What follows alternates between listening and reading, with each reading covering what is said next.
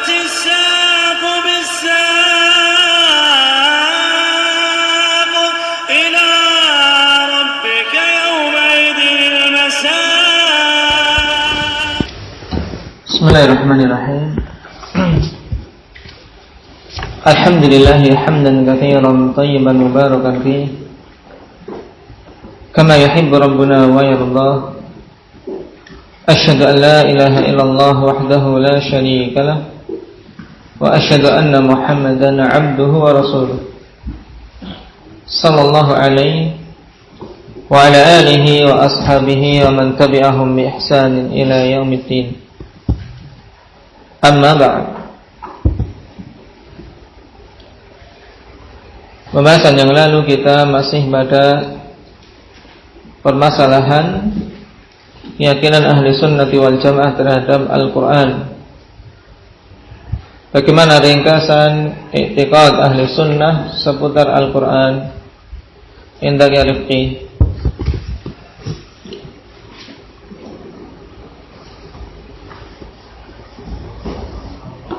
Bahasanya Al-Quran kalamullah.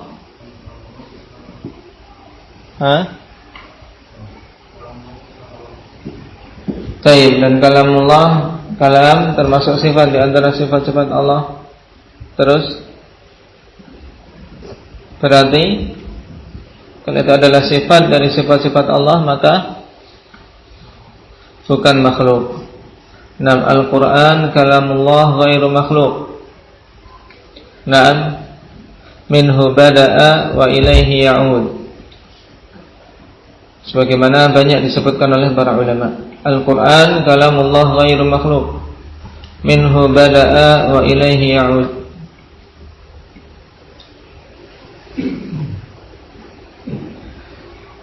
Dari Allah subhanahu wa ta'ala permulaannya dan akan kembali kepada Allah.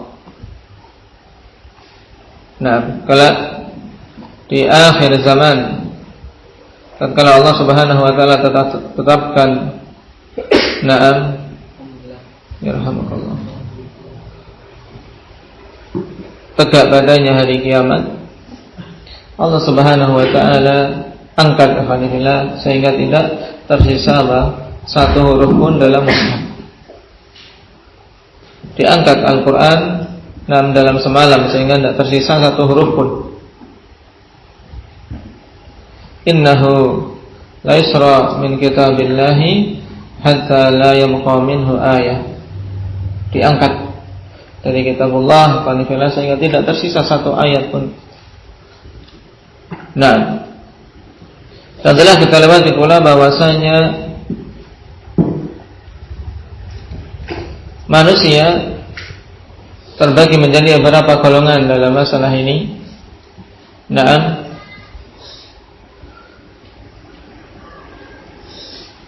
yang disebutkan oleh Syekh, naam, bahwasanya manusia terbagi menjadi 3 golongan. Yang pertama apa?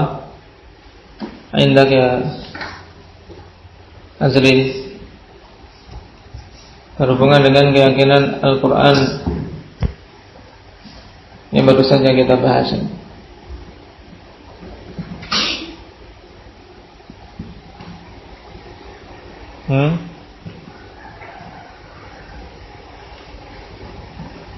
Yang pertama,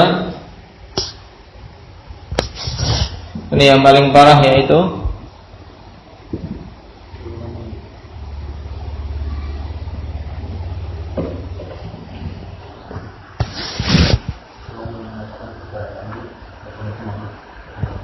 suatu kaum yang meyakini bahwasan Al-Quran itu makhluk. Nah, seperti siapa? Dari firqah-firqah yang ada yang meyakini hal ini siapa?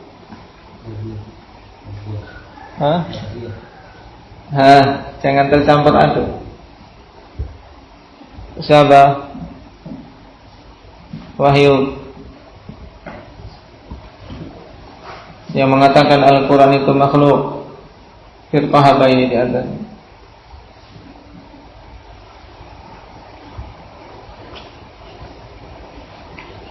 Ukasha.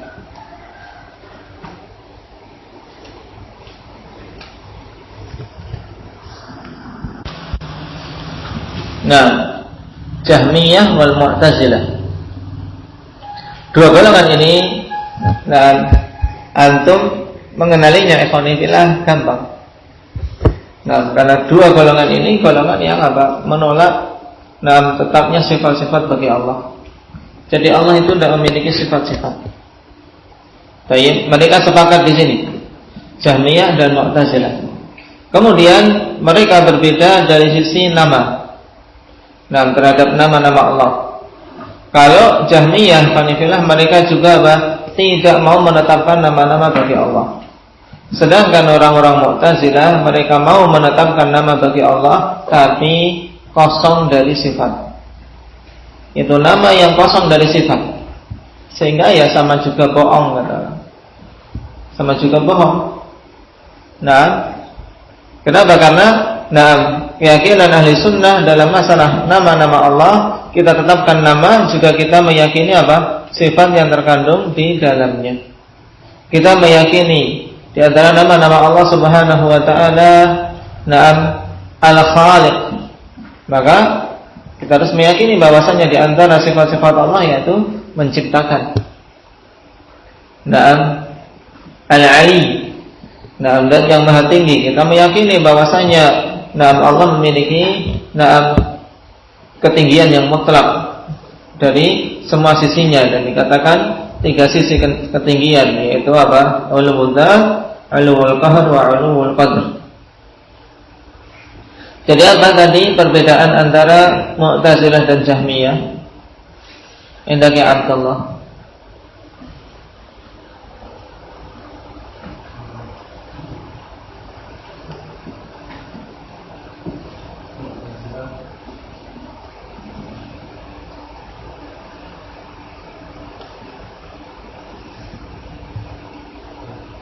Saya ulangi, perbedaan antara Jahmiyah dan Mu'tazilah, yaitu dari sisi penetapan nama-nama bagi Allah. Orang-orang Jahmiyah sama sekali tidak mau menetapkan nama-nama bagi Allah, dengan alasan kalau menetapkan nama berarti sama dengan makhluk. Sedangkan Mu'tazilah, mereka mau menetapkan nama-nama bagi Allah, tapi nama-nama yang kosong dari sifat. Dan kedua-duanya ujung-ujungnya sama.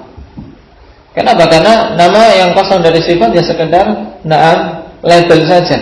Dan ini sesuatu yang merupakan kekurangan. Kalau ditetapkan pada Allah Subhanahu wa taala. Manusia ikhwanillah namanya Muhammad, tapi baik huruf perangainya. Muhammad itu yang yang banyak sifat-sifat terpujinya. Muhammad, Ahmad, Mahmud. Ini hendaknya menghiasi dirinya dengan sifat-sifat terpuji. Tapi ternyata ya banyak Muhammad yang yang huruf-huruf sifatnya misalnya. Tapi insyaallah Muhammad sini baik-baik. Insyaallah.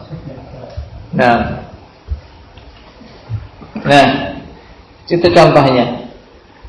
Adapun nama-nama Allah Subhanahu wa taala, maka tidak mungkin Allah menetapkan nama kemudian tidak terkandung sifat padanya.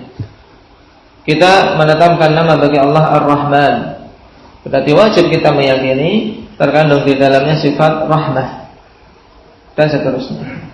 Paham ini perbedaannya? Ridwan, bagaimana perbedaannya kalau ditanya? Perbedaan dari contohnya itu Jahmiyah, dia tidak mau menetapkan nama-nama bagi Allah. Kalau Mu'tazilah, dia tidak mau menetapkan, dia mau menetapkan nama-nama Allah tapi dikosongkan dari sifatnya. Baik. Dikosongkan dari sifat-sifat yang terkandung di dalam nama tersebut. Sisi kesamaannya Aba Abdul Bar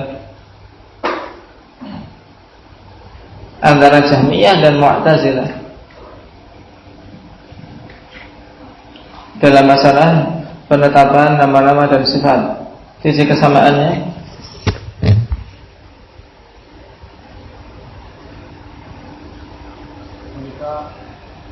mereka sama-sama terjatuh pada penyimpangan keyakinan Al-Quran Allah. Baik, itu salah satu bagian kecil saja. Mereka memang sepakat menyatakan Al-Quran itu makhluk. Nah, baik. Tapi ini bagian kecil. Yang umum apa Ahmad? Hah?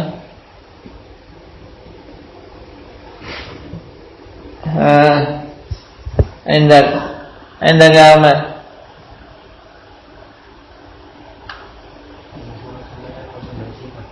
Sama-sama mereka menolak sifat-sifat Allah Subhanahu wa taala.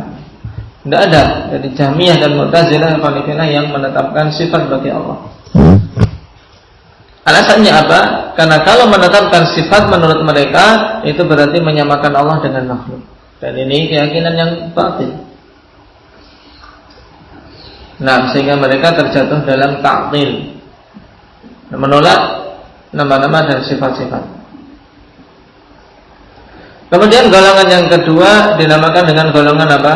Lafdhiyah. Nah, kalau tadi golongan pertama mereka gentle dengan apa? Dengan kebatilannya. Menolak dengan apa? Dengan terang-terangan. Adapun golongan yang kedua ini mulai apa? Mulai mengkaburkan permasalahan. Tidak terang-terangan. Nah, untuk mengatakan Al-Quran itu makhluk, tapi menggunakan kalimat yang memiliki apa? Dua sisi atau dua mata. Bisa digunakan untuk makna yang benar, bisa digunakan untuk makna yang batil. Dan ini kebanyakan metode ahli bidah untuk memerangkap awamun nas. Inilah golongan yang dinamakan dengan al-lafdhiyah, yang menyatakan bahwasanya lafdhi bil Quran makhluk. Lafdhi bil Quran makhluk. Kalau dikatakan indaka Ibnu, seorang apabila mengatakan lafdhi bil Quran makhluk, bagaimana tanggapan kita?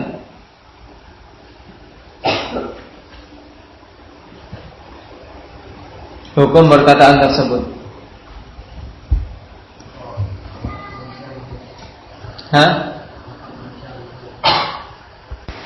Baik. Kita katakan pertama kali ya, bahwasanya perkataanmu itu perkataan yang mubtada' dan perkataan bid'ah. Hendaknya dijauhi. Kenapa? Karena perkataan seperti ini tidak jelas. Membuat kerancuan. Dan metode ahli sunnati wal jamaah adalah menggunakan lafaz-lafaz seperti ini tinggalkan. Lalu bagaimana hukum orangnya? Ya kita rinci. Apabila dia menginginkan bahwasanya lafzi bil Quran maksudnya al-malfuz yang dilafazkan, maka dia terjatuh dalam apa? Bid'ah. Kenapa? Karena al-malfuz yaitu kalamullah. Yang dilafazkan itu adalah kalamullah. Maka itu adalah ghairu makhluk, bukan makhluk.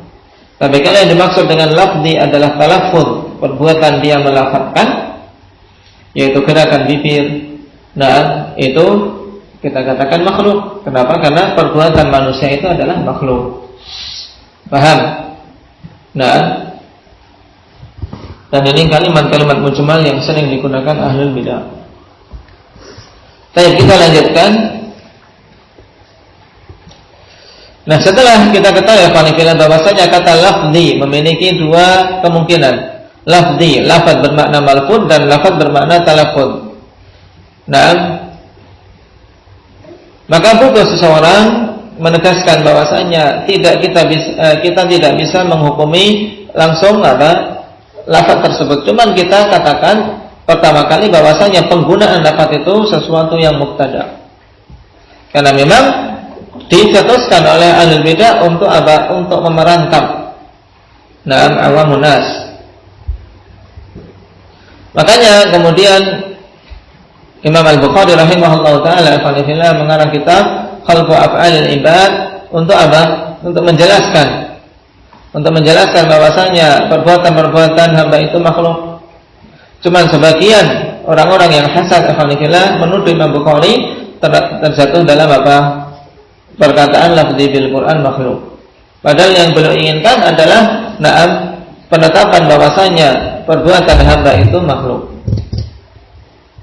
Qala amma yustadallu bihi ala dzalika hadits Abi Musa radhiyallahu anhu anna Nabiy sallallahu alaihi wasallam marra bihi wa huwa yusalli wa yaqra'ul Qur'an faqala laqad utiya hadza mismaran min mazamir ahli Dawud. Wa fi riwayatin law 'alimtu annaka tasma'uni la hadartuhu laka tahbira. La hadartuhu laka tahbira.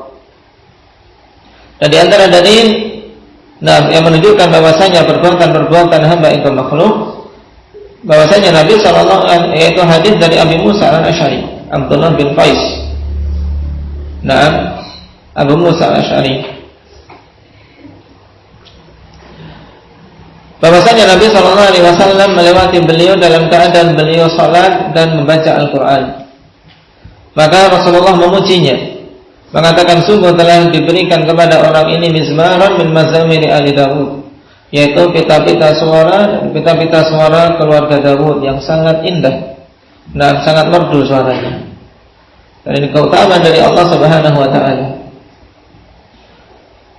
Dan kebanyakan manusia pada zaman sekarang ikhwanillah yang diberi suara merdu malah digunakan untuk kemaksiatan.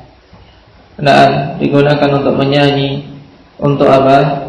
Untuk hal-hal yang melalaikan dari mengingat Allah Subhanahu wa taala. Sangat sedikit perbandingannya akhwanillah antara mereka yang menggunakan suara merdunya untuk qiraatul Quran dengan orang-orang yang apa? Yang menggunakannya untuk maksiat. Wallahul musta'an. Dan dalam sebagian riwayat beliau mengatakan, seandainya aku mengetahui bahwasanya engkau wahai Rasulullah mendengar suaraku atau mendengar bacaanku, la habbaratuhu laka tahbira, maka sungguh aku akan perbagus lagi suaraku dalam membaca Al-Quran. Mungkin seseorang akan timbul pertanyaan, berarti ini syirik, ini riya berarti, atau sum'ah. Ketika mengetahui Rasulullah mendengar, seandainya beliau mengetahui Rasul mendengar, tentu akan akan diperbagus lagi suaranya. Kita katakan ini tidak termasuk dalam kategori syirik. Kenapa? Karena yang diinginkan oleh Abu Musa al-Asy'ari yaitu agar Rasulullah sallallahu alaihi wasallam ketika mendengar beliau suara yang lebih bagus, mendoakan atau kemudian menyenangkan hati beliau, dan sesuatu yang menyenangkan Rasulullah sallallahu alaihi wasallam itu adalah perkara yang yang diusahakan oleh umat.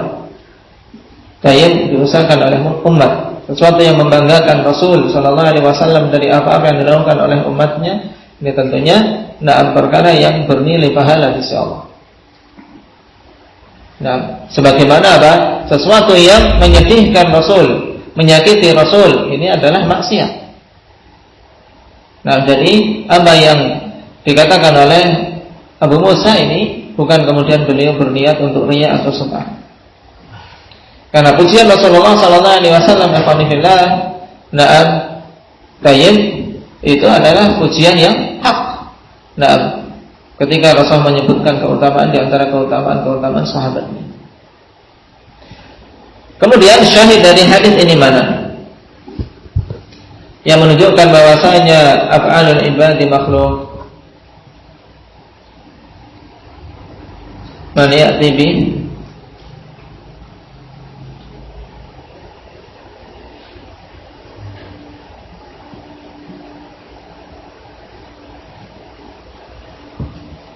ini dari sisi suara. Suara para pembaca ikhwanillah berbeda-beda. Sama-sama yang dibaca Al-Quran, tapi suaranya berbeda-beda. Menunjukkan suara ini, bacaannya ini adalah makhluk.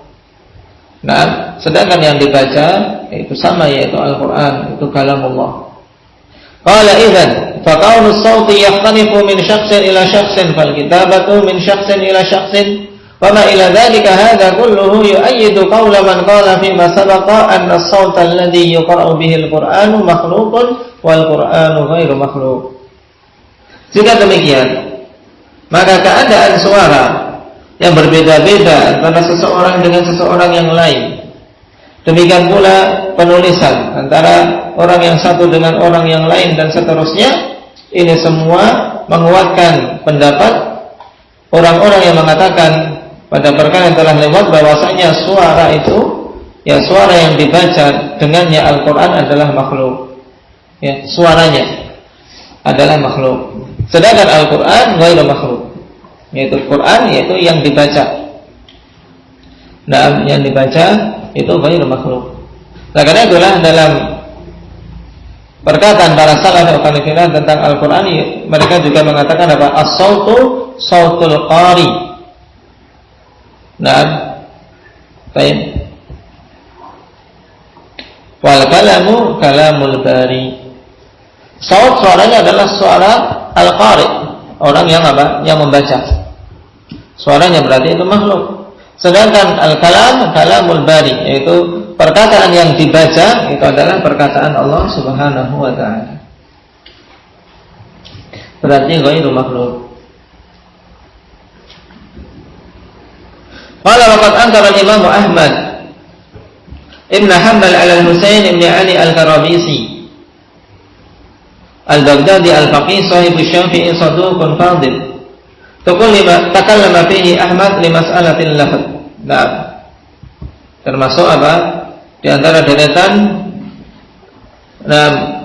ulama yang terjaga dalam permasalahan ini dan dicela oleh Imam Ahmad rahimahullahu taala ketika mengatakan lafzi bil Qur'ani makhluk. Hina ma qala lafzi bil Qur'ani makhluk, fa ma kana inkaruhu illa min ajli anna al-itlaqa yahtamilu hadza wa hadza. Ini. Nah, ketika Husain al-Karabisi mengatakan lafzi bil Qur'ani makhluk, diingkari oleh Imam Ahmad. Nah, baik. Dan tidaklah pengingkaran itu kecuali dikarenakan penggunaan kata lafzi bil Qur'ani makhluk secara mutlak ini apa? Mengandung kemungkinan makna ini dan makna itu, yaitu makna yang hak dan makna yang batil. Falau turikal amru walam yumtar mithlu hadza li ja'lihi al-mubtadi'ah hilatan wa khida'ah.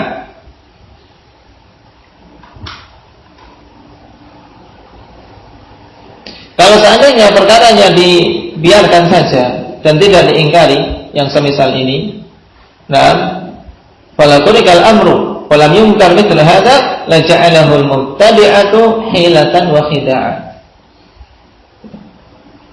Kenapa diingkari? Ya, kalau tidak diingkari dibiarkan saja, maka akan dijadikan oleh al-bid'ah sebagai hilah dan khida', yaitu sebagai tipu muslihat untuk mengecoh kaum muslimin. Nah, jadi ini kebiasaan ahlul batil. Nah, kebiasaan ahlul batil, maka jangan sampai terperosok bersama mereka. Tipu daya mereka sangat banyak. Ketika ingin mencela pemerintah, banyak tipu daya mereka. Nah, baik. Apalagi dari sisi ini, hampir keseluruhan ahlul bidah bersatu dalam permasalahan apa? As-saif, sama-sama apa? Nah, menyeru untuk memberontak kepada pemerintah yang sah. Nah, bidzalika hasan al-Imam Ahmad al-amra wa mana at-tafawwuh biha. Oleh karena itulah Imam Ahmad rahimahullahu taala segera memangkas, yaitu apa? Segera menutup, berusaha untuk menghilangkan perkara ini dan melarang apa? Tafawwuh bihadza. Tafawwuh yaitu apa? Mengucapkan fahun dari fahun. Fahun kan mulut. Baik. At-tafawwuh yaitu kita dilarang untuk apa? Mengucapkan berkata-kata dengan perkataan apa? Lafzi bil Quran makhluk. Baik, kenapa? Karena makna yang terkandung di dalamnya rancu.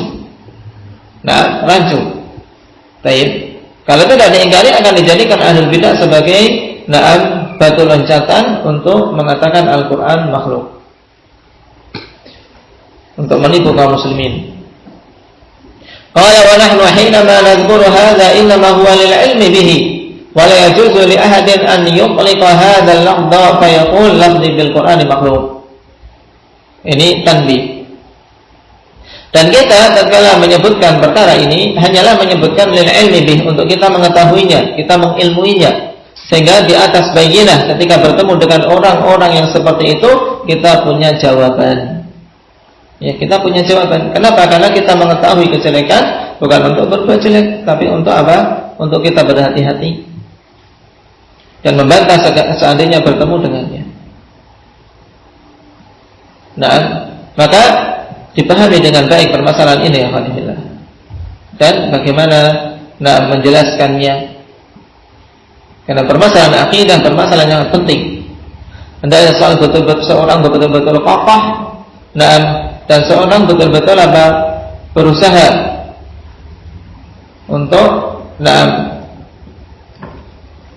menguasainya dengan baik, kemudian baru menyampaikan kepada manusia. Tidak boleh seseorang pun untuk memutlakkan perkataan dia lafzi bil Quran makhluk. Wa man fa'alahu fa huwa mubtadi', dan siapa saja melakukannya maka dia dihukumi sebagai ahli bid'ah. Baik, ibtidah dengan mengada-adakan lafaz di dalam agama ini, yaitu ungkapan-ungkapan di dalam agama ini yang tidak pernah didengar dari para salaf. Wa alaihi an yatuba ila Allah azza wa jalla, wajib atas yang untuk bertobat kepada Allah Subhanahu wa taala. Ini golongan yang kedua, golongan lafziyah. Baik, barakallahu fikum. Naktafi bihadza. Adapun golongan yang ketiga, ikhwanillah, insyaallah kita lanjutkan pada pertemuan yang akan datang. Subhanakallahumma wa bihamdika asyhadu an la ilaha illa anta